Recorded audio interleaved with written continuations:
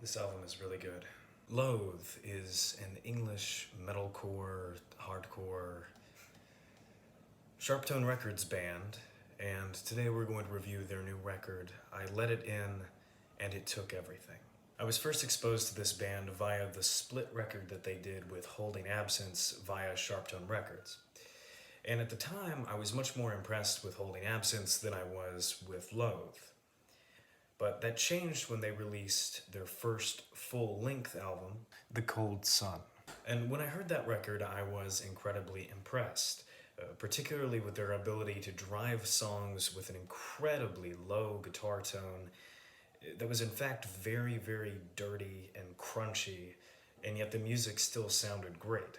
It's true, the music is incredibly chaotic, but instead of a wave of static that overwhelms you and makes you feel like the production is absolute garbage, instead you got something that made you feel like you were having a panic attack or were stuck in a mosh pit that you couldn't get out of.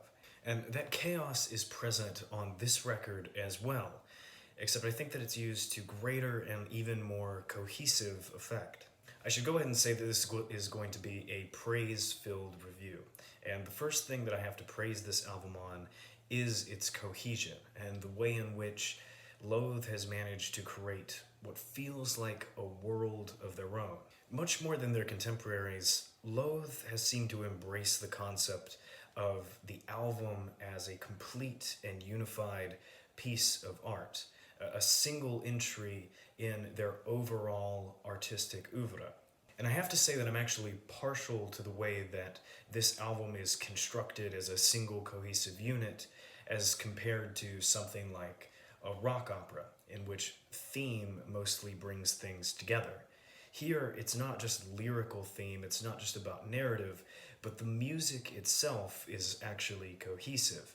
There are several motifs that are brought back multiple times over the course of the album, and it seems to elevate it to a place of high art that most modern rock and metal simply doesn't reach. And to generalize about the sort of sound that you're going to hear on this record, the record, in the broadest terms, sounds like if Deftones' White Pony married Converge's Jane Doe, and then that child grew up listening to nothing but the Blade Runner soundtrack.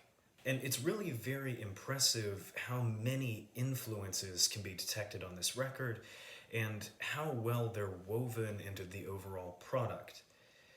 On this record, you can hear influences of industrial metal, gent, metalcore, electronic music, and actually even black metal. At the beginning of the track, Heavy is the Head that falls with the weight of 1,000 thoughts. The first verse of that song genuinely feels like it could be on a Watain album. And the production on this record is also very impressive for a band that has such a chaotic sound. Upon first listen, this band's music sounds a bit like a wave of static crashing over you.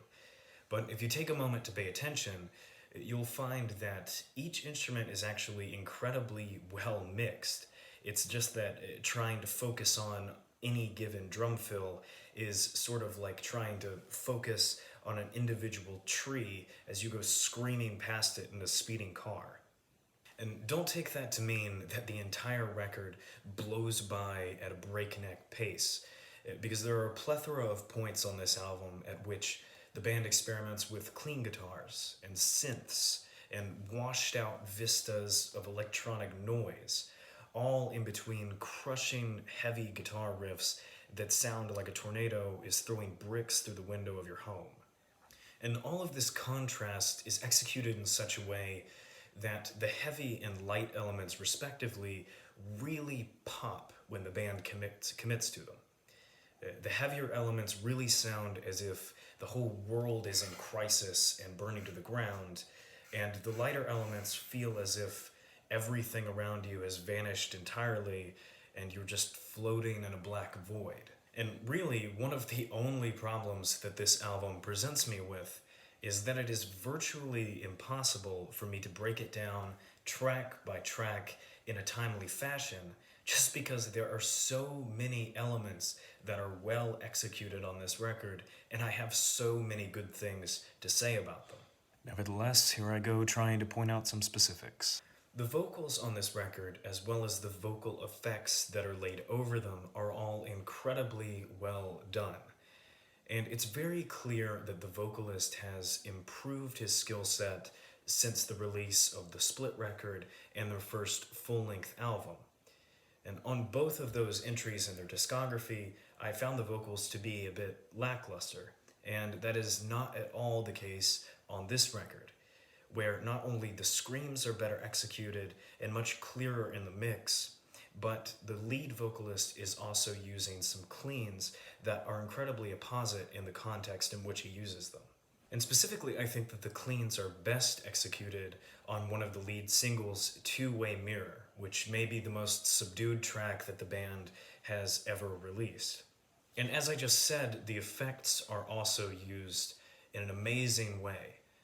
They make the screams so much more anguished and gargled, as if the vocalist is in the process of drowning, and they make the cleans incredibly washed out with all the reverb. As I said earlier, making you feel as if you're floating or in a sort of dream. And although I feel like it's a strange thing to point out, I also have to give this band credit for the use of siegs and transitions, which, as opposed to the way that some other bands use them, looking at you, Slipknot, actually contribute to the complete experience of the record, introducing musical motifs that reoccur in the following tracks. One in particular that gave me chills every time I heard it was the ascending chords that appear in a couple of tracks on the record. Way to forget what you're talking about there, buddy. Those tracks are A Sad Cartoon and Is It Really You? Altogether, I have to credit this album with its amazing and nuanced use of contrast, which I've already brought up. But truly, the music on this album investigates the way in which music can convey emotions much better than virtually any other metalcore that's coming out right now. You feel sadness, peace, joy, and an overwhelming sense of ambiguity as to how the album's narrative concludes.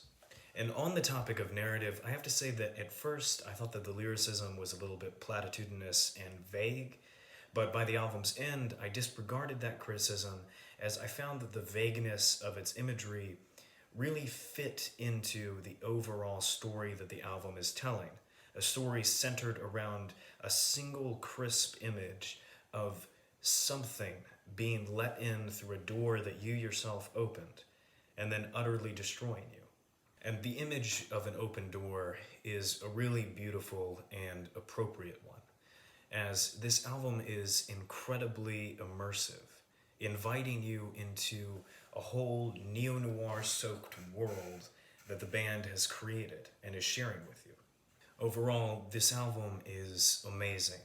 It's an instant classic, and it deserves much more recognition from the entire metal community than it is currently getting. The score for this one is more obvious than perhaps any score I've given so far. This album is a perfect 10 out of 10. Complete with my high art, no pretension here seal of approval. Anyway, I know that this sort of music is not for everyone. That's clear as soon as you listen to it.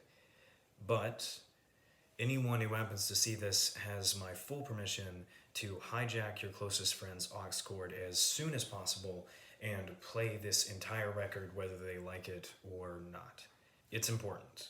We need this band to keep making strides forward, to keep making music. And with that, see ya. Also, my name is I forgot to say that.